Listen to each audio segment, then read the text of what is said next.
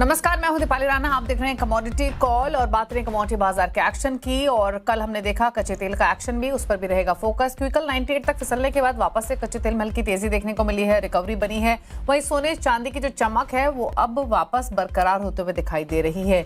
यहाँ से क्या रणनीति आपकी हो सकती है बुलियंस पर, एनर्जी पॉकेट पर, इस पर हम बातचीत करेंगे। chartandtrade.com के फाउंडर विकास बघेले हमारे साथ मौजूद हैं। शुरुआत सोने चांदी के साथ कर लेते हैं। अब वापस इंटरनेशनल मार्केट्स में जो सोने का भाव वो $4500 के ऊपर आ चुका है और चांदी $72 के ऊपर कारोबार कर रही है।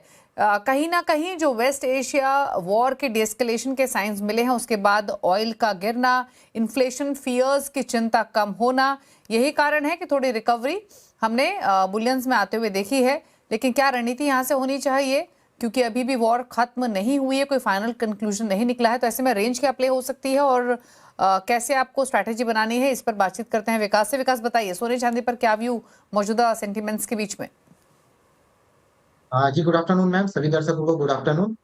देखिए, गोल्ड अपने एक इम्पोर्टेंट सपोर्ट को रिटेस्ट करके उठा है। 130,000 एंड 1,31,000 का जो जोन था वो M6 गोल्ड के लिए बहुत इंपॉर्टेंट सपोर्ट क्लस्टर था, वहां से बाउंस बैक आ चुका है।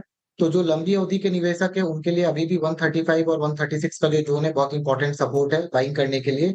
और शॉर्ट टर्म ट्रेडर्स जो ट्रेडिंग बेट के हिसाब से देखना चाहते हैं तो थोड़ा सा डिप में बाइंग करिए। 1,40,000 और 1,41,000 का जो जोन है वो बहुत इंपॉर्टेंट सपोर्ट है, यहाँ तक आता तो बाइंग करिए। एक छोटा स्टॉप लॉस दीजिए 138 का। एंड हायर जोन में 1,48,000 और 1,50,000 के जो लक्ष्य है वो शॉर्ट टर्म पे देखने के लिए मिल सकते हैं गोल्ड पे। वहीं मैम अगर सिल्वर की बात करूं तो सिल्वर गोल्ड से ज्यादा स्ट्रांग लग रहा है। गिरावट भी तेज आई थी सिल्वर में। 2 लाख का जो जोन था वो सिल्वर में बहुत इंपॉर्टेंट सपोर्ट क्लस्टर था, जहां से सिल्वर रिवर्स किया है। एंड मेरे को लगता है कि सिल्वर में मंदी का दौर जो है वो एक बार थोड़ा स्टेबल होता हुआ नजर आ रहा है। सिल्वर में कोई भी गिरावट आती है 225 230 का जो जोन है वो बाइंग के लिए एक अच्छी अपॉर्चुनिटी रहेगी। 2,20,000 का एक स्टॉप लॉस रखना चाहिए और मैं शॉर्ट टर्म पे सिल्वर में 245 और 255 के लक्ष्य देख रहा हूँ जी मैम। ओके, तो ये बात हुई सोने चांदी की। घरेलू बाजार में तेजी इन दोनों में देखने को मिल रही है इंटरनेशनल मार्केट्स के साथ साथ।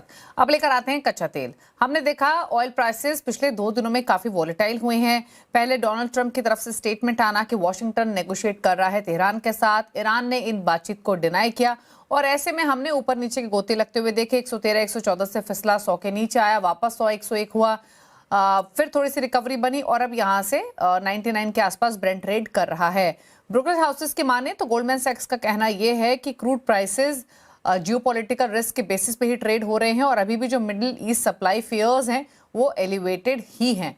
क्या डेफिनेटली वॉलेटिलिटी तो इंक्रीज हुई ही है, क्या नियर टर्म रेंज आप देख रहे हैं, क्या रणनीति आप रेकमेंड करेंगे विकास कच्चे तेल पर? हाँ जी मैम, देखिए मैम एक एस्केलेटेड ब्रेकआउट देखने के लिए मिला था मंथन में, बहुत तगड़ा ब्रेकआउट। ब्रेंट क्रूड की बात करूं तो मैम एक इंपॉर्टेंट सपोर्ट के पास आया हुआ है। जब तक ये $95 के ऊपर है तब तक मेरे को नहीं लगता कि ये स्ट्रक्चर बहुत वीक होता हुआ नजर आएगा। ये सपोर्ट टेस्ट करेगा। मेरे को लगता है कि हायर एंड पे 95 से लेके 106 का जो डॉलर है इस रेंज पे कुछ दिन कंसोलिडेट करेगा वापस से कोई नए मूव्स के लिए। अभी फिलहाल डेली चार्ट पे 20 EMS 95 के पास सपोर्ट देता हुआ नजर आ रहा है।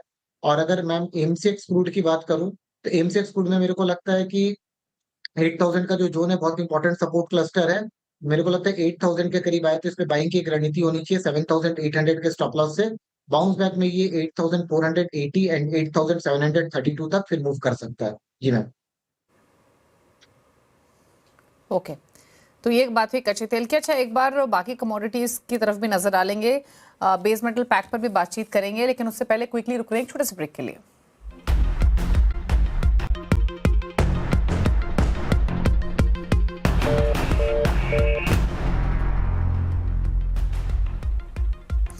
ब्रेक के बाद आपका स्वागत है। आप देख रहे हैं कमोडिटी कॉल, विकास वगैरह हमारे साथ बने हुए हैं। बात करते हैं कुछ और ट्रेडिंग स्ट्रैटेजीज के। विकास, पहले तो बेस मेटल्स पर बताइए क्या व्यू है।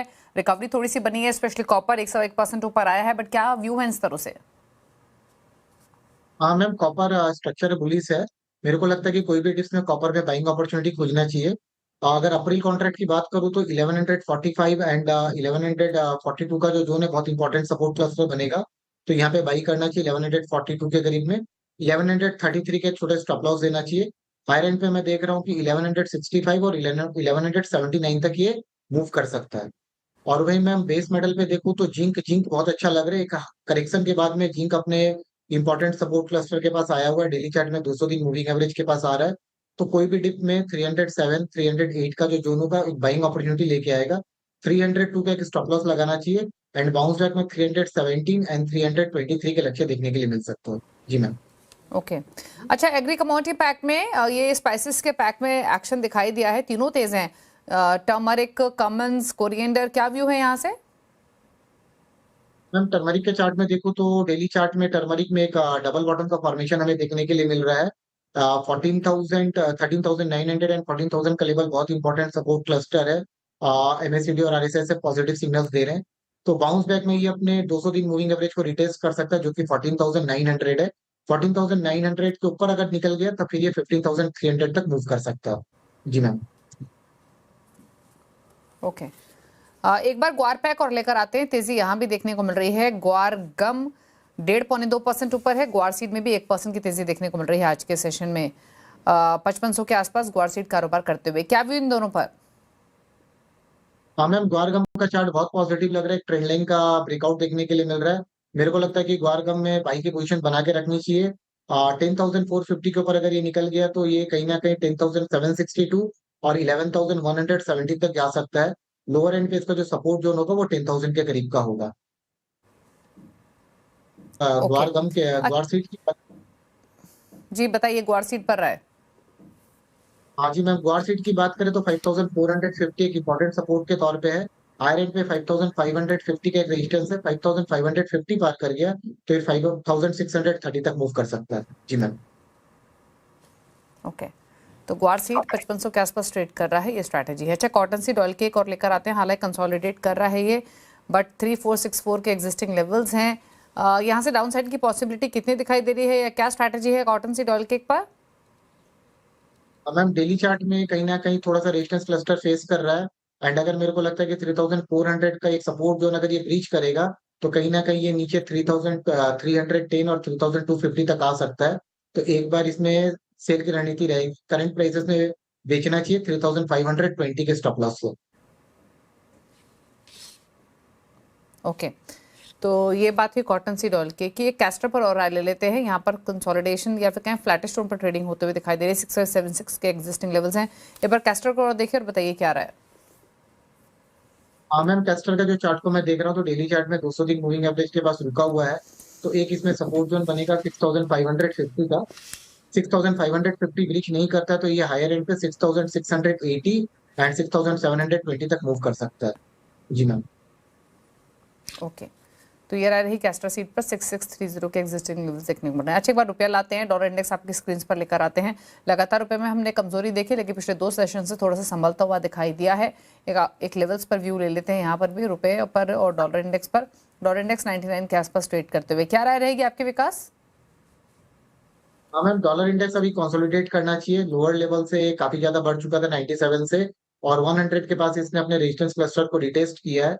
तो मेरे को लगता है कि अब 101 से लेके 98.50 के बीच में थोड़ा दिन कंसोलिडेट करता हुआ नजर आएगा। कोई बड़े मूव देखने के लिए नहीं मिलेंगे इसमें। हो सकता है थोड़ा सा डिप में ये वापस से 97 के क्लस्टर तक भी आ सकता है। और मैम अगर यूएसडी आईएनआर की बात करूं तो वेव 5 के पास है। मेरे को लगता है कि अब यहाँ पे टॉप आउट कहीं होना चाहिए। 9450 से लेके 9470 के बीच में कहीं टॉप आउट होना चाहिए एंड रुपया थोड़ा स्ट्रांग होना चाहिए। 92.50 का एक सपोर्ट जोन देख रहा हूँ, शायद वहां तक रिप्लेस कर सकता है। जी मैम। ओके तो ये बात हुई डॉलर रुपी इक्वेशन की। 93.97 के एग्जिस्टिंग लेवल्स देखने को मिल रहे हैं। चलिए, तो ये तो पूरी चर्चा हुई, और शुक्रिया आपका विकास आने के लिए शो में, सभी ट्रेडिंग स्ट्रैटेजीज शेयर करने के लिए। Thank you so much. इसी के साथ एक ब्रेक का वक्त हो गया है। ब्रेक उस पर आप देख सकते हैं हमारा समाचार। नमस्कार।